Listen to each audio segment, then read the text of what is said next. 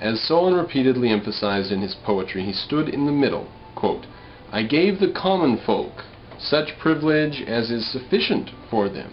I stood with a strong shield thrown before rich and poor, and would have neither to prevail unrighteously over the other." From Fragments 5 from J.M. Edmonds. Beneath his specific steps lay his sober assessment of the close interrelations of the state and the individual. The polis must be based on justice, for any evil anywhere in a state eventually affected all its members. The world, moreover, was one where law, in the sense of regular order, prevailed through the will of the gods. They knew that justice was a good thing, that it should prevail, and they should help it to prevail. If they help justice to prevail, they are doing the will of the gods.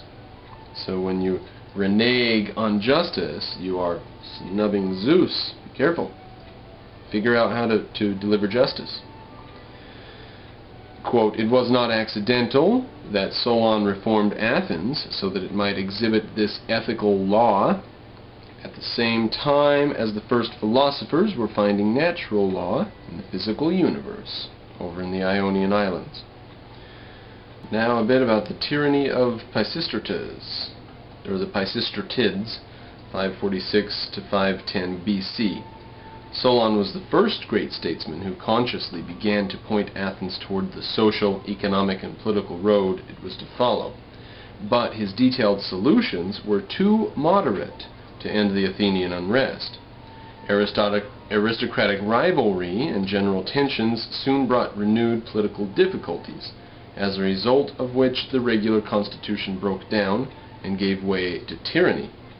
The ambitious aristocrat who gained complete power was Pisistratus. Twice he seized control, briefly in 561 and then in 556 and 55. But finally in 546 he came back from abroad with an army and remained ruler until his death in 527. His sons Hippias and Hipparchus succeeded him and held mastery until 510.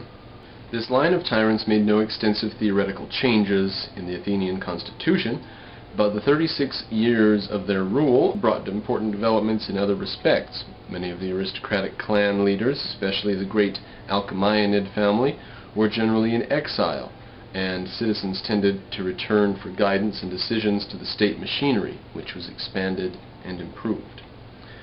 To encourage patriotic unity, I'm not sure about that, but what it says was the tyrants engaged in a remarkably wide range of religious and cultural activities.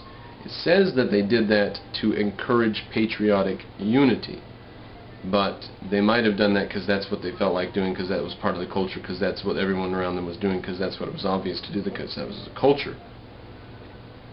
But maybe they were masterminds and puppets moving the culture. Both the Acropolis and the lower city were embellished by new temples, and the secular center of politics and trade, the Agora, began to be systematized. Local cults such as the Eleusinian Mysteries were brought under state control. I'm not sure what that means. Fascinating subject. It would be good to read a book or two on that. The Eleusinian Mysteries were brought under state control. What does that mean? An annual festival, the Panathenaea, had long been celebrated in honor of the patron goddess Athena, whose statue received a new gown after a great procession. From 566 on, every 5th year saw a specially magnificent display of the festival with games, to which Hipparchus added a competition in the public reading of Homer's epics. Each year, at the Dionysia, in honor of the gods of wine, dramatic performances now became customary. The birth of drama. The first tragedian who separated an actor from the chorus was Thespis, who received a prize from Pisistratus in about 534.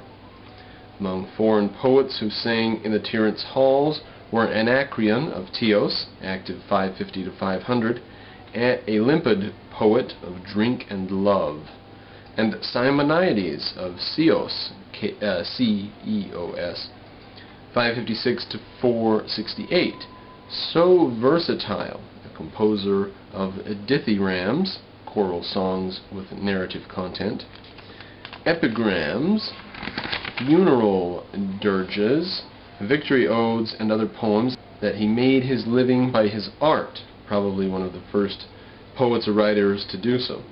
Sculptures also gained extensive patronage, and a host of beautiful marble maidens, Korai, in the latest Ionian and other styles, appeared on the Acropolis. This religious center of Athens was also adorned with an entry gate of limestone. So there's a massive entry gate going up to the Acropolis with a large stone over the entry gate. Big piece of stone, a whole piece of stone, not like a single pieces into an archway stone. One big, huge mama piece of stone. Quote, a stone from which pedimental sculptures were made for several temples erected on the hill in the 6th century.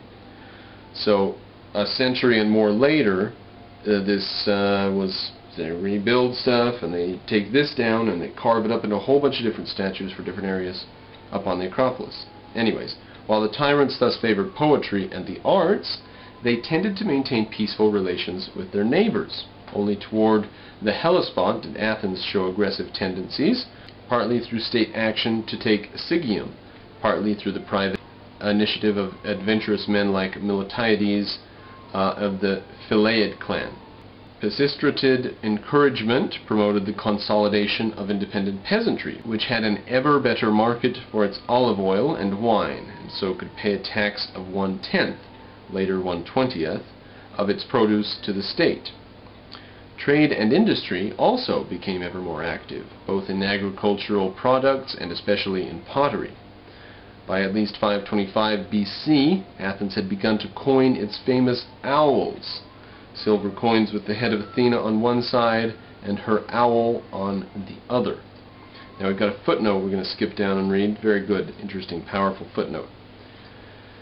So standard a medium of exchange in the Greek and non-Greek world did Athenian owls become, that the Athenian mint was not free to change its types easily.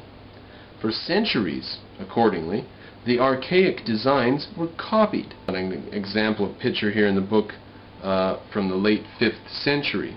This 4 drachma piece was worth almost a man's wages for a week.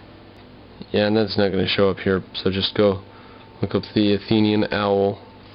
Very primitive looking coins, not particularly perfectly round.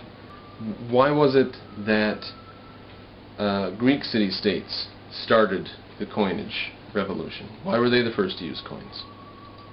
And why was it that Greek city-states continued to be the coiners, by and large? They coined more than almost any other people at the time. Practically any major city-state of importance issued coins in ancient Greece. Why is that? Why were they all in the coinage business? It's a good business to be in, by the way.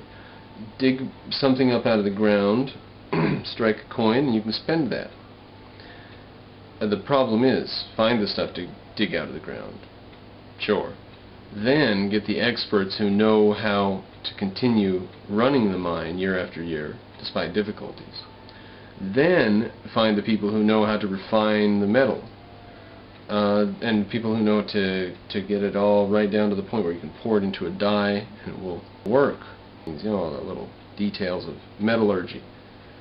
Now, it certainly was a value to people that could only be provided by a very advanced culture, people who had gotten quite a long ways in technology.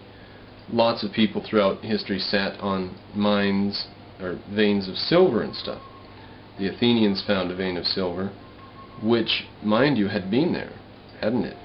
Had been there forever, hadn't it? As long as humans were concerned. But they did something with it. The Golden Age of Athens did something with the vein of silver. No one before. The Golden Age of Athens did something. What did they do with it? They dug it up and coined it. That was difficult.